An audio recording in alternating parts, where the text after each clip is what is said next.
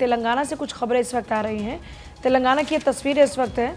वायुसेना की pre commissioning प्रशिक्षण का सफल समापन हुआ। ये तेलंगाना की तस्वीर इस वक्त आप देख रहे हैं, जहां पर काफ़ी लोग भी इस वक्त आपको नज़र आ रहे हैं और इसी आयोजन को लेकर लोगों में एक अलग उत्साह भी है।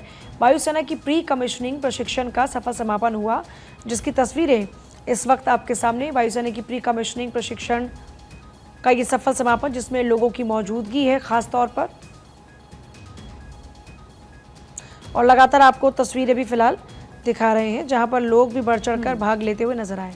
तो कंबाइंड ग्रेजुएशन परेड, जिसकी तस्वीर आपकी टीवी स्क्रीन पर है, हैदराबाद से आपको दिखा रहे हैं। आपको बता दें कि 213 अधिकारियों के कंबाइंड ग्रेजुएशन परेड की तस्वीरें ये हैं, जहां पर वायुसेना प्रमुख air chief marshal VR Chaudhary, जो कि परेड की समीक्षा अधिकारी इस वक्त हैं। तस्वीर आपकी टीवी स्क्रीन पर। यह परेड भारतीय वायुसेना की फ्लाइंग और ग्राउंड ड्यूटी शाखाओं के फ्लाइट कैडेट्स उनके प्री कमिश्निंग प्रशिक्षण के सफल समापन को चिन्हित करने के लिए आयोजित की जा रही है। जो प्रशिक्षु हैं उनको राष्ट्रपति का कमीशन भी प्रदान किया जाएगा। समारोह के दौरान समीक्षा अधिकारी स्नातक प्रशिक्षुओं को राष्ट्रपति का कमीशन प्रदान करेंगे। समारोह में उड़ान प्रशिक्षण पूरा करने वाले जो भारतीय नौसेना हैं, भारतीय तटरक्षक बल हैं और इसके अलावा मित्र देशों के फ्लाइट कैडेट्स को विंग दिए जाएंगे। कठिन प्रशिक्षण है ये काफी ज्यादा, और उसको पूरा करने के नाते ये अवसर किसी भी सैन्य एविएटर के करियर में सबसे ज्यादा महत्वपूर्ण मील का पत्थर है। फ्लाइंग ब्रांच का flying cadet order of merit के आधार पर प्रथम स्थान आता है, इसलिए उसे समग्र प्रशिक्षण में उत्कृष्टता के लिए chief of the air staff, sword of honour या इसके अलावा राष्ट्रपति की पट्टिका से सम्मानित आज किया जाएगा। तो आज का दिन बहुत खास है, क्योंकि आज राष्ट्रपति की पट्टिका से सम्मानित किया जाएगा तमाम कैडेट्स को। समीक्षा अधिकारी ग्राउंड ड्यूटी शाखाओं के बीच में ऑर्डर ऑफ मेरिट में प्रथम स्थान पाने वाले प्रशिक्षु को राष्ट्रपति की पट्टिका भी आज प्रदान करेंगे। अधिकारियों के लिए प्रशिक्षण का उद्गम स्थल इसको माना जाता है। वायुसेना के पायलट्स, ग्राउंड ड्यूटी और तकनीकी अधिकारियों के लिए प्रशिक्षण का ये उद्गम स्थल है, और यहाँ से ये लाइव तस्वीर आपकी टीवी स्क्रीन पर। सो बेसिकली भारतीय वायुसेना का ये प्रमुख प्रशिक्षण प्रतिष्ठान, जहां पर वायुसेना के पायलट्स, ग्राउंड ड्यूटी और जो टेक्निकल ऑफिसर्स होते हैं उनके प्रशिक्षण की ये जगह है।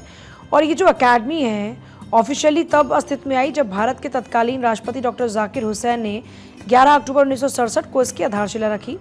इस एकेडमी में प्रशिक्षण का उद्देश्य सौहार्द की भावना को बढ़ावा देना, हर शाखा के अधिकारियों के बीच स्वस्थ बातचीत को प्रोत्साहित करना है। तो देखिए फिलहाल ये तस्वीरें इस वक्त यहाँ से आप देख रहे हैं, जो कैडेट्स तैयार हुए हैं। आज एक तरीके से ये माना जाएगा कि उनका ड्यूटी शुरू होने से पहले उनके लिए तमाम जो सुविधाएं हैं, या उनको एक तरीके से आप ये कहिए कि सहूलियत अब जो दी जाएंगी या जो उनकी जिम्मेदारी होगी, उससे पहले उनको एक बैच जो मिलने वाला है वो यहाँ पर होगा। ग्रेजुएट ट्रेनी को राष्ट्रपति कमीशन प्रदान करेंगे। इसको कमीशन खासतौर पर कहा जाता है, पर्टिकुलरली जो एक टर्म है वो कमीशन है।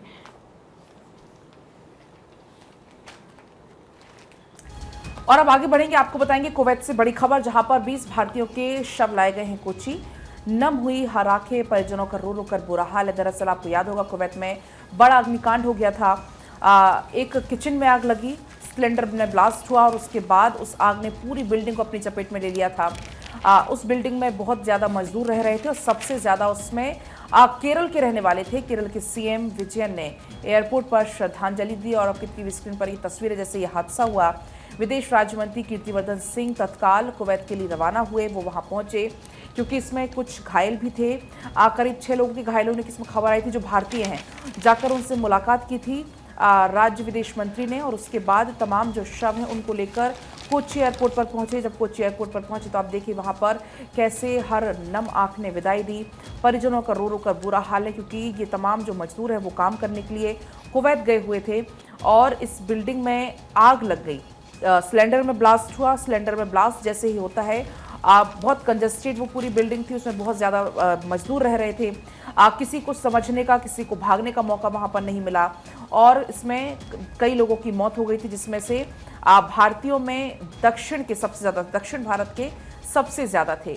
20 भारतीयों के शव कल कोच्चि लाए गए, और उसके बाद की तस्वीरें एयरपोर्ट की। तो विमान भारतीय वायुसेना का विमान शुक्रवार की सुबह लगभग 10:30 बजे कोच्चि अंतर्राष्ट्रीय हवाई अड्डे पर पहुंचा।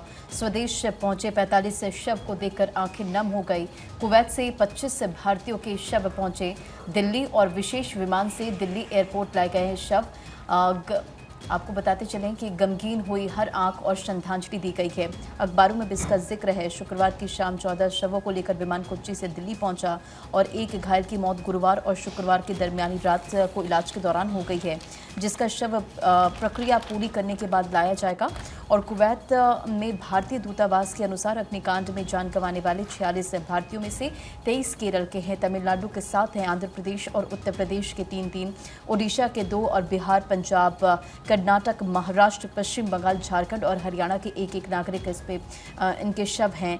और गुरुवार और शुक्रवार की दरमियानी रात को इलाज के दौरान जान गंवाने वाले नागरिकों के स्थायी निवास की पुष्टि अभी नहीं हो पाई है और कुवैत के अधिकारियों ने डीएनए टेस्ट से शव की पहचान करने के बाद उन्हें भारतीय अधिकारियों को सौंपा है। देखिए, कोच्चि एयरपोर्ट जब ये शव पहुंचा, आंखें सबकी नम हो गई। इस दौरान मुख्यमंत्री पिनराई विजयन ने कहा कि अग्निकांड में इतनी बड़ी संख्या में भारतीय प्रवासियों की मौत देश के लिए बड़ी आपदा है और कुवैत सरकार ने इस हादसे के बाद प्रभावी कार्रवाई की और भारत सरकार ने भी अच्छे तरीके से सहयोग किया है। उन्होंने कहा कि ऐसी घटनाओं की पुनरावृत्ति ना हो, इसे रोकने के लिए उचित कदम उठाने की ज़रूरत है। और इस बीच बढ़ते हैं खबरों में आगे अगली खबर दिल्ली जल संकट से जुड़ी, जिसके बीच में हिमाचल के मुख्यमंत्री सुक्खू का एक बड़ा स्टेटमेंट सामने आया है। हिमाचल के मुख्यमंत्री ने कहा कि हिमाचल प्रदेश किसी भी राज्य को पानी देने के लिए तैयार है। दिल्ली सरकार हरियाणा सरकार से बातचीत करे, हम पानी देने के लिए तैयार हैं। राजधानी में पानी की कमी से अफरा तफरी का माहौल है और इस बीच अखबारों में भी एक खबर छाई हुई नजर आ रही है। अगर जागरण की बात करें तो दैनिक जागरण में हेडलाइन है कि दिल्ली जल संकट लगातार जारी है। आम आदमी पार्टी और भाजपा में राजनीति में व्यस्त है। दोनों पॉलिटिकल पार्टी। संजय सिंह ने भाजपा सांसदों से केंद्र और हरियाणा सरकार से मिलकर जल संकट दूर करने की मांग उठाई है। वहीं इस बीच संजय सिंह ने कहा है कि भाजपा की हरियाणा और केंद्र सरकार दिल्ली के लोगों को सजा दे रही है। इस बीच क्या कुछ कहा गया सीएम सुक्खू के द्वारा, आपको सुनवाते हैं। तो पानी की समस्या की बात है। हिमाचल के पास जितना भी पानी है, अपने राज्य की जरूरत को छोड़कर हम सारा पानी, चाहे दिल्ली है चाहे कोई और राज्य है, हम उनको देने के लिए तैयार है, क्योंकि हिमाचल प्रदेश भी इस देश का एक भाग है। तो पानी रोकने का कोई औचित्य किसी प्रकार से नहीं बनता। लेकिन जो लीगल हिच है, जैसे कि पानी ने आना है तो हरियाणा से होकर आना है, फिर वो दिल्ली पहुंचेगा, तो वो हरियाणा गवर्नमेंट से दिल्ली को सहमति बनानी है, हमें कोई हिच नहीं है।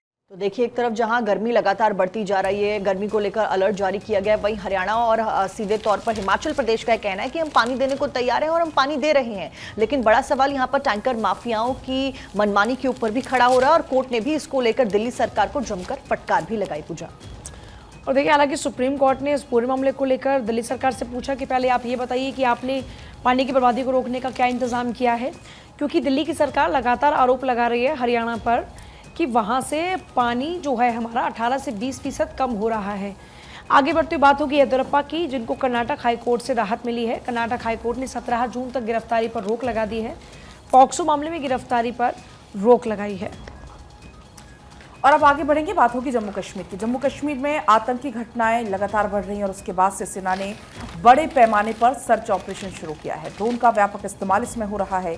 चप्पे चप्पे पर मौजूद हैं सुरक्षा बलों के जवान, क्योंकि आपने देखा बीते दिनों में कैसे एक के बाद एक हमले सामने आए जम्मू कश्मीर में। उसके बाद से पूरे इलाके की घेराबंदी करके सर्च ऑपरेशन वहां पर चल रहा है। चप्पे चप्पे पर सुरक्षा बलों की तैनाती वहां पर कर दी गई है और खासतौर पर ड्रोन का इस्तेमाल हो रहा है। ड्रोन से नजर रखी जा रही है। चप्पे चप्पे पर सुरक्षा बलों के जवान भी मौजूद हैं। बढ़ते खबरों में आगे और देखिए, 1 जुलाई से देश में लागू होंगे 3 नए आपराधिक कानून। भारतीय न्याय संहिता 1 जुलाई से लागू और भारतीय नागरिक सुरक्षा संहिता भी लागू होगी। भारतीय साक्ष्य अधिनियम भी लागू होगा और आपराधिक न्याय प्रणाली में सुधार की दिशा में एक ऐतिहासिक कदम उठाते हुए 3 नए क्रिमिनल लॉ, भारतीय न्याय संहिता BNS, भारतीय नागरिक सुरक्षा संहिता BNSS और भारतीय साक्ष्य अधिनियम BSA-1 1 जुलाई से जो है वो लागू होगी। और पिछले साल अगस्त में संसद के मानसून सत्र के दौरान पेश किए गए ये कानून और औपनिवेशिक युग की भारतीय दंड संहिता यानी कि IPC,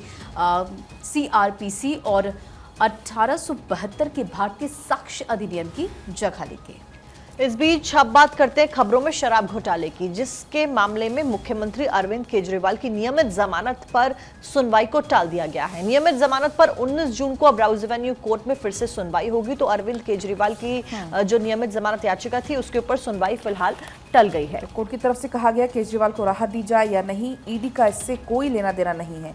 पत्नी की मौजूदगी में मेडिकल जांच की सीएम की मांग पर तिहाड़ प्रशासन से जवाब मांगा गया। अदालत ने केजरीवाल की नियमित याचिका पर सुनवाई अब 19 जून को तय की है। दाखिल करने के लिए जांच एजेंसी ने जवाब दाखिल करने के लिए समय भी मांगा है। इससे पहले दिल्ली की एक अदालत ने उन्हें अंतरिम जमानत देने से इनकार करते हुए कहा था कि उनके व्यापक चुनाव प्रचार से संकेत मिलता है कि उन्हें कोई गंभीर बीमारी या फिर कोई जानलेवा बीमारी नहीं है। और इस बीच बढ़ते हैं खबरों में आगे, अगली खबर का रुख करते हैं। और पूजा, देखिए, स्वाति मालीवाल के साथ बदसलूकी मामले में विभव के लिए कोई राहत मिलती हुई नजर नहीं आ रही है। विभव कुमार की परेशानियां बढ़ रही हैं क्योंकि विभव कुमार लगातार चाह रहा है कि उसे जमानत मिले, लेकिन न्यायिक हिरासत उसकी बढ़ी।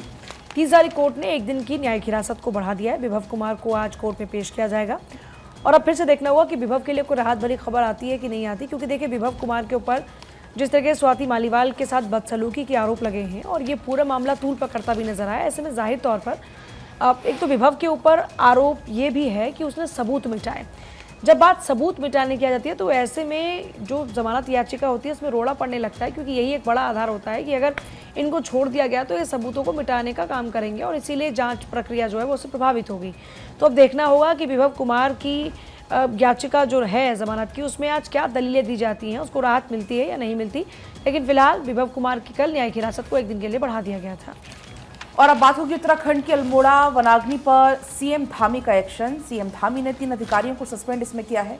लापरवाही के मामले में 3 अधिकारी सस्पेंड किए गए हैं। डीएफओ अल्मोड़ा, सीसीएफ कुमाऊं जिनको सस्पेंड किया गया है, चीफ कंजर्वेटर नॉर्थ को भी इसमें सस्पेंड किया गया है, क्योंकि सीएम धामी की तरफ से पहले इस बात की चेतावनी दी गई थी कि जिस तरीके से कोई भी अगर इसमें कोताही बरती जाती है, कोई भी लापरवाही अगर किसी की भी सामने आती है तो इसमें सख्त एक्शन होगा। क्या कुछ कहा है सीएम धामी ने, जरा सुनिए। एम्बुलेंस वहाँ पर आ गई है, उसके भी आदेश कर दिए हैं, चारों को वहाँ शिफ्ट किया जा रहा है। अच्छे से अच्छा जो इलाज है उनके लिए हो। भगवान से प्रार्थना करते हैं कि जल्दी से जल्दी वो स्वस्थ हों और अपने काम पर आएँ, अपने घरों पर जाएं। और साथ ही जो लोग इस घटना में दोषी हैं जिनके कारण से किया गया है, CCF Kumaon, chief conservator north और डीएफओ अल्मोड़ा, इन तीनों को ही जो है सस्पेंड करने के आदेश कर दिए हैं।